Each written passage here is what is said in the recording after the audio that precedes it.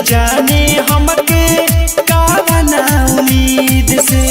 देखी के दर्द बढ़त रहे करे दोसर संगे पार्टी, रोई पीटी के छाती। देखी के दर्द बढ़त रहे करे दोसर संगे पार्टी, रोई पीटी के छाती। टूटल दिलवा कटे न दिन राती, रोई पीटी के छाती। टूटल दिलवा कटे न दिन राती, रोई पीटी के छाती।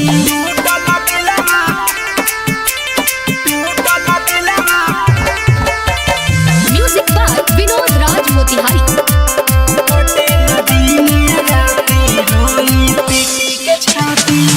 कमलेश उपेंद्र गुडू गोल्डन यानी तीसरे, आज भी करताटे तोरा के मिसरे। कमलेश उपेंद्र गुडू गोल्डन यानी तीसरे, आज भी करताटे तोरा के मिसरे।